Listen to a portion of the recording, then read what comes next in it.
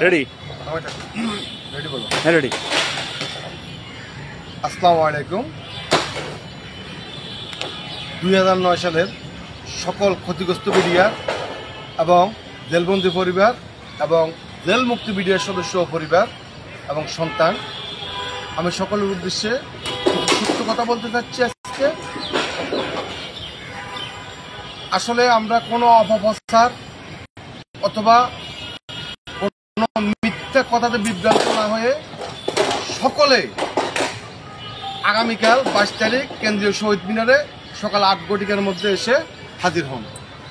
সকাল 8 ঘটিকার মধ্যে এসে হাজির হন। এই অধিকার বিডিআর কল্যাণ পরিষদের লড়াই না, এই অধিকার 64 জেলা গ্রুপের লড়াই না, এই অধিকার মজলুম বিডিআর, চাকরিচ্যুত বিডিআরদের লড়াই। নিজেদের অধিকার ফিরে পাওয়ার জন্য আপনারা সকলে ফিরে আসুন। প্রিয় ভাইয়েরা, আমরা দফায় দফায় মিটিং করার পরেও আমাদের সাথে নিঃশর্তভাবে আসার পর কথা বলে দফায় দফায় মিটিং করার পরেও দেখা যাচ্ছে কি গত পরশুদিন থেকে বিভিন্ন রকমের বিভ্রান্ত ছড়াচ্ছে। আপনারা এসব বিভ্রান্ততে কান দিবেন না। যেমন বলেছেন যে কেন্দ্রীয় শহীদ মিনারে শিক্ষকরা আন্দোলন করতেছেন, কথাটি সম্পূর্ণ ফাও। আপনারা দেখেন শিক্ষকরা করতেছে কোথায়? প্রেস ক্লাবে। আর শহীদ মিনারে আমরা রিকুইজিশন নিছি আমাদের জন্য এই যে হ্যান্ডেল বা বিভিন্ন রকম আমাদের বড় বড় হ্যান্ডেলগুলো আমরা তৈরি করতেছি। তো আমি এখনো স্পষ্টভাবে বলতেছি, আমরা যে কমিটিটা গঠন করেছি নিরাপত্তার স্বার্থে আমরা কোনো প্রকার কমিটি প্রকাশ করি নাই, কোনো প্রকার কমিটি প্রকাশ করি না। আপনারা শুনলে আশ্চর্য যাবেন, আপনাদেরকে আমরা বলি না ইতিপূর্বে। এর আগে আমাদের গত আন্দোলনের আগের আন্দোলনে আসার আগে আমাদের হাবিলদার শাহাবুদ্দিন উস্তাদ গোপালগঞ্জ জেলার জেলা প্রতিনিধি উনাকে বন্দি করে নিয়ে একদিন রেখেছিলেন, প্রোগ্রামে আসতে দেন না। বিভিন্নভাবে আমাদের জেলা প্রতিনিধিকে বা যারা দায়িত্বশীল ছিল তাদেরকে ফোন দিয়ে বিভিন্ন রূপে বাধা বিঘ্ন করছেন এবং কেউ অনেককে গ্রেপ্তারের ভয় দেখা যায়। তো আমরা আমাদের কমিটি এই জন্য প্রকাশ করি নাই। আমি স্পষ্টভাবে এখনো আপনাদেরকে বলতেছি, যেই কথাটা উঠেছে যে আমরা 64 জেলাকে কমিটিতে রাখি নাই, সম্পূর্ণ মিথ্যা এবং বানোয়াট কথা। আগামীকালকে সকালবেলা আমি যখন কাগজটা আপনাদের হাতে দেব, তাদের কয়জন কমিটিতে রাখছি আপনারা দেখবেন। আমি হাবিলদার আতাউর ওস্তাদকেও দেখাইছি, হাবিলদার বাসুর ওস্তাদকেও দেখাইছি এবং নায়ক আমিন ওস্তাদকেও দেখাইছি, নায়ক ফজল ওস্তাদকেও দেখাইছি। সকলকে আমি দেখাইছি কমিটিটা। কিন্তু দুঃখের বিষয় ওনারা এটা মানতে রাজি নেয়। ওনারা চায় যে আমরা গ্রেপ্তার হয়ে যাবো, আমরা ক্ষতিগ্রস্ত হয়ে যাই, এই ধরনের কোনো কিছু। আমরা তো ওই ফাঁদে ফাঁ দিব না। আমি স্পষ্টভাবে আবারও বলতেছি, আমাদের আন্দোলনের ঢুকে গেছে, এর চাল চলে আসছে। কিছু লোক চায় যে আমরা যেন কোনো কিছু ফিরত না পাই, নিজের সম্মান ফিরত যেন আমরা ফিরত না পাই। এটা কিছু লোক তারা জানে সঠিকভাবে যদি বিচার হয় আর এটা সঠিক তদন্ত যদি হয় তাহলে তারা আইনের কাঠগড়ায় আসতে হবে, এই ধরনের মুসলিমের 6 থেকে 7 লোক তারা কি করতেছে, এই ধরনের বিভ্রান্তগুলো ছড়াচ্ছে, একত্রিত হয়ে কাজ করতে দিচ্ছে না, ঐক্য হয়ে কাজ করতে দিচ্ছে না। আমি অনুরোধ করব, আপনারা এইসব কথায় কান দিবেন না। প্রত্যেকে শহীদ মিনারে এসে হাজির হন। ইনশাল্লাহ প্রতিটি জেলা থেকে মজলুম বিডিআর সদস্যরা এসে হাজির হচ্ছেন এবং সবাই হাজির থাকবেন। যে ময়মনসিংহ থেকে পুরা জেলা আসতেছে, টাঙ্গাইল থেকে পুরা জেলা আসতেছে, কক্সবাজার, বান্দরবান, প্রত্যেক জেলা থেকে লোক আসতেছে। তো যে 2-4টা জেলা, 2টা জেলা অনলি ফর আমাদের সাথে ছিল না। একটা হচ্ছে যে ময়মনসিংহ, আরেকটা হচ্ছে নড়াইল। ইনশাল্লাহ ময়মনসিংহ আসতেছে পুরোটা, আর নড়াইলের ভিতরে ওনারাও আসতেছে। তো যারা 2, 4, 5, 10 জন যারা এই ধরনের বিশৃঙ্খলা করতেছে, হয়তো বা ওনারা আসবে না, বাকি সবাই আসবে। আপনাদেরকে আমি কথা দিলাম, বাকি সবাই আসবে, এটা আপনারা বিশ্বাস থাকতে পারে।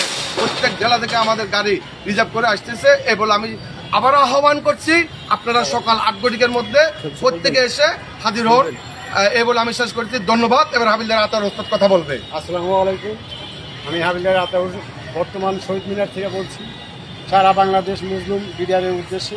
আপনারা কেউ কারো কুকথায় কান কথায় মাথা না দিয়ে সবাই আমাদের নিজ নিজ দায়িত্ব পালন করার উদ্দেশ্যে নিজ নিজ দাবি আদায় করার লক্ষ্যে আমরা আগামীকাল সকাল 8টার ভিতরে জাতীয় শহীদ মিনার চত্বরে আমরা উপস্থিত হব এবং পরবর্তী কার্যক্রম আমরা এখানে আসার সিদ্ধান্ত নিই। দেখেন আমাদের জন্য, আমাদের থাকার পরিবেশের জন্য যে আমার সামনে যে টেন্টটা টানানো হচ্ছে, এখানে আমরা ন্যূনতমভাবে 5,000 সদস্য একত্রিতভাবে বৃষ্টি আচরণ থেকে আমরা রক্ষা পাবো, কোনো রকম সমস্যা হবে না।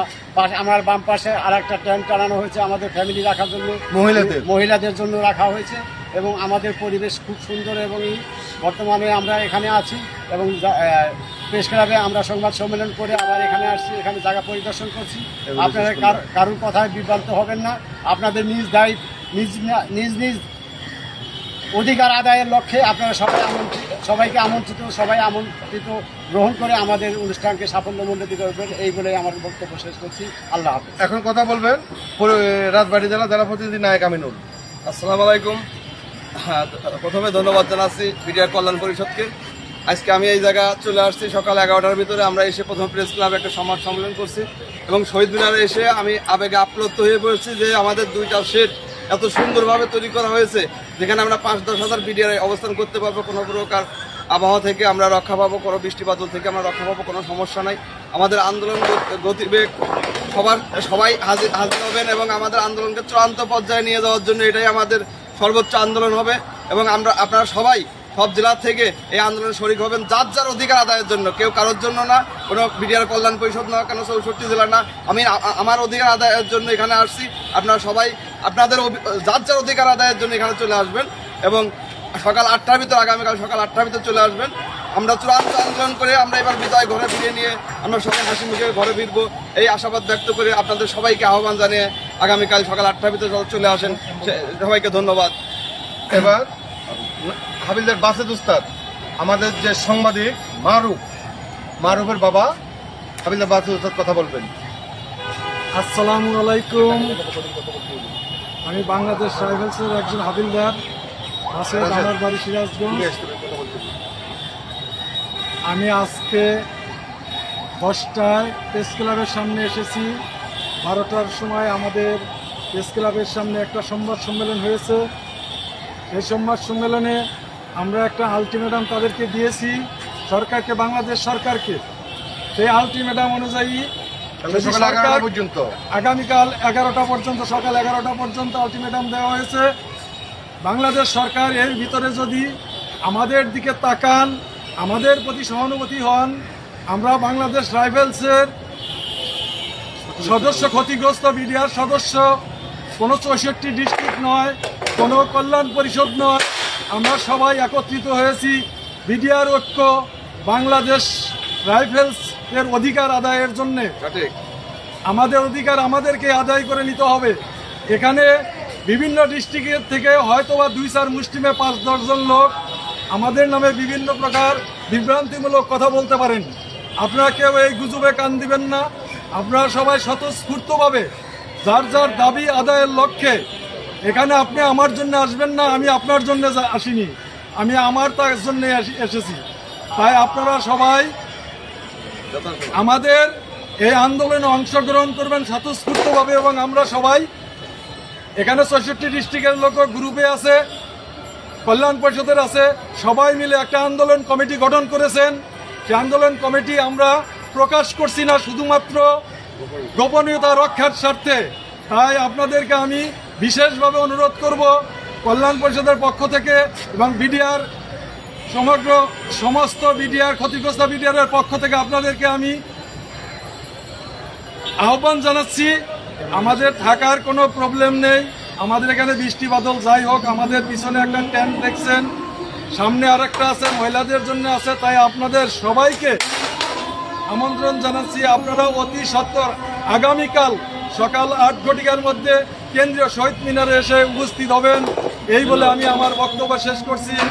ধন্যবাদ বাংলাদেশ রাইফেলস, ধন্যবাদ। আচ্ছা, দেখেন, আসসালামু আলাইকুম। এই দেখেন, আরেকটা আমি সত্য কথা আপনাদেরকে উন্মোচন করি। আপনাদের কাছে যে কোনো একটা আইডি থেকে বারবার ছাড়তেছে কি শহীদ মিনারের শিক্ষকেরা কি করতেছে, আন্দোলনের জন্য সম্পূর্ণ মিথ্যা কথা, সম্পূর্ণ এগুলো সব আমরা তৈরি করছি। বারবার আপনাদেরকে একটা অনুমোদনের কাগজ দেখাচ্ছে এটা নিজেরা তৈরি করে নিজেরা সিল বানাইয়ে আপনাদেরকে বিভ্রান্ত করতেছে। এটা সম্পূর্ণ মিথ্যা কথা। এটাতে গুজব দিবেন না, এটাতে আপনারা গুজব দিবেন না, এই গুজবে কান দিবেন না। এটা সব আমরা তৈরি করতেছি। প্লিজ আপনি ক্যামেরাটা একটু চতুর্দিকে ঘুরে একবার দেখা দেন। আপনি ঘুরেন না রে ভাই, একটু ঘুরে দেখেন সবাইকে। এই দেখেন সব জায়গায় আমরা তৈরি করতেছি এগুলা, সব আমরা তৈরি করতেছি এগুলা। এইটা যে আমাদের মহিলাদের থাকার, ওই যে আমাদের হাজার হাজার লোক দাঁড়ানোর এই ফাঁসে টাসে আরো হ্যান্ডেল করা হবে। তাহলে এই কথাগুলো বিশ্বাস যান, আমরা বাস্তবে বিশ্বাসী, বাস্তবে আমরা প্রমাণিত রাজি। এই বলে আমি শেষ করছি। আসসালামু আলাইকুম রহমতুল্লাহ। এবার কথা বলবেন আমাদের টাঙ্গাইল জেলার জেলা প্রতিনিধি রাসেল। ধন্যবাদ সভাপতি মিডিয়া কল্যাণ পরিষদ। আসসালামু আলাইকুম। সবার জন্য একটা বার্তা, আমরা আগামীকাল যে প্রোগ্রামের জন্য আমরা সারা বাংলাদেশ থেকে মিডিয়া সদস্যরা যারা নিরাপরাধ জেলবন্দি মিডিয়ার ভাই আছেন তাদের মুক্তির জন্য এবং আমাদের হারানো গৌরব, আমাদের হারানো সম্মান ফিরে পাওয়ার জন্য আমাদের যে চাকরিচ্যুত হয়েছি দাবি আদায়ের লক্ষ্যে 8 ঘটিকার পূর্বে আমরা সকলে কেন্দ্রীয় শহীদ মিনারে উপস্থিত হব এবং সকাল 11টার সময় সচিবালয় অভিমুখে আমরা মাস্ট আমাদের দাবি এটা আদায় করার জন্য আমরা মাস্ট সচিবালয় রওনা করব এবং এই আমাদের কর্মসূচি ঘোষণা হয়েছে অলরেডি, আপনারা দেখেছেন বিভিন্ন মিডিয়ায় এটা প্রচার হয়েছে। তাই আমি বলবো আমরা সকলে একত্রিত হয়ে, আমি কোনো দল বুঝি না, আমি বুঝি আমি বিডিআর, এজ এ বিডিআর আমি আমার অধিকার আদায়ের জন্য আমি লড়বো। আমার চাকরি ফেরত চাই, আমি আমার অধিকার ফেরত চাই, আমার জেলবন্দি ভাইদের মুক্তি চাই। তাই এই কথা বলবো যে আপনারা কেউ ঘরে বসে থাকবেন না, কারো এই কুকথায় পা দিবেন না। আপনারা সকলে নিজের অধিকার আদায়ের জন্য কেন্দ্রীয় শহীদ মিনার সকাল 8 ঘটিকার পূর্বে সকলে হাজির থাকবেন। এই বলে আমার বক্তব্য শেষ করছি। আসসালামু আলাইকুম রহমতুল্লাহ ওয়া বারাকাতুহু। এই পর্যায়ে আপনাদের সামনে কথা বলবেন এনায়েত জিল্লু উস্তাদ, বাগেরহাট জেলা প্রতিনিধি। না, উনি জেলা প্রতিনিধি না, উনি হচ্ছেন আমাদের কেন্দ্রীয় উপদেষ্টা মহোদয়।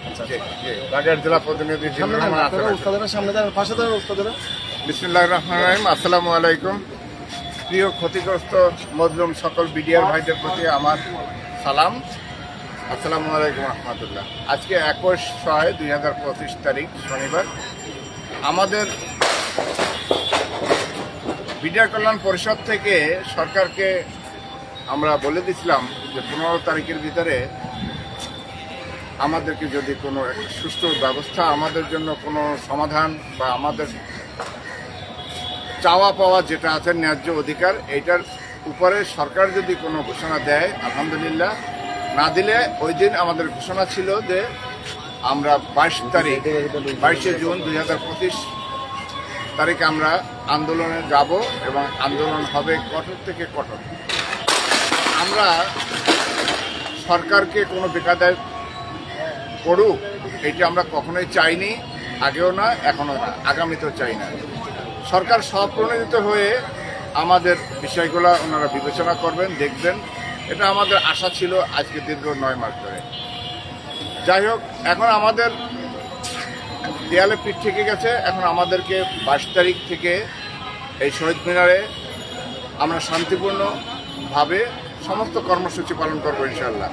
রাজপথে থাকবো, বৃষ্টি হলে বৃষ্টিতে ভিজবো, রোদ হলে রোদে পড়বো, কিন্তু সরকারের কোনো, আমরা সরকার যেন আমাদের উপরে কোনো অত্যাচার না করে, আমাদের দাবির প্রতি সহমর্মিতা এবং সহযোগিতা হাত বাড়িয়ে দেয়, এটা আমরা আশা করতেছি। যে সকল বিডিআর ভাইরা বিভিন্নভাবে অপপ্রচার করতেছে তাদের কথায় কান দিবেন না। আমি নিজের একটা ফেসবুক আইডিতে একটা পোস্ট দিয়েছি, শিক্ষকরা সমাবেশ করতেছেন ওনারা প্রেস ক্লাবে, শহীদ মিনারে তাদের কোনো ভূমিকা নাই। আপনারা আমার আইডিতে ঢুকে দেখবেন, আমাদের এই শহীদ মিনারে আমাদের কর্মসূচি লাগাতার হবে যতদিন পর্যন্ত শান্তিপূর্ণভাবে চলবে ইনশাল্লাহ। আপনারা সেইভাবে প্রস্তুতি নিয়ে আসবেন। আমরা আশা করতেছি এইবার ইনশাল্লাহ সরকার আমাদের দিকে সুদৃষ্টি দেখবেন। আমাদের জন্য সকল রাজনৈতিক দল, এনসিপি এবং ছাত্র সমন্বয়করা, বিডিআর পরিবার, বিডিআর সন্তান এবং সকল ক্ষতিগ্রস্ত বিডিআর আমাদের সাথে আছেন। আমরা একসঙ্গে আন্দোলন করব ইনশাল্লাহ। আপনারা কেউ কোনো বিভ্রান্তের মধ্যে থাকবেন না, অন্ধকারে থাকবেন না। অধিকার আমার, আন্দোলন আমার এবং প্রাপ্যতাও আমার জন্য আমি লড়ব। আমরা যারা কেন্দ্রীয় কমিটিতে আছি বিডিআর কল্যাণ পরিষদ, আমরা সকল বিডিআরদের জন্য লড়ি। আমরা নিবেদিত প্রাণ, নিজের অর্থ ব্যয় করি, নিজের সময় দেই, নিজের জীবনের প্রতি কোনো মায়া করি না। আমরা এভাবে সকল ক্ষতিগ্রস্ত বিডিআরদের জন্য আমরা কাজ করি। আমাদের কার্যক্রম চলমান থাকবে সকল ক্ষতিগ্রস্ত বিডিআরদের জন্য। আপনারা নিজের স্বার্থের জন্য, নিজের জন্য আপনারা আমাদের সাথে অংশগ্রহণ করুন। বিডিআর কল্যাণ পরিষদ জিন্দাবাদ, বিডিআর জিন্দাবাদ। আসসালামু আলাইকুম।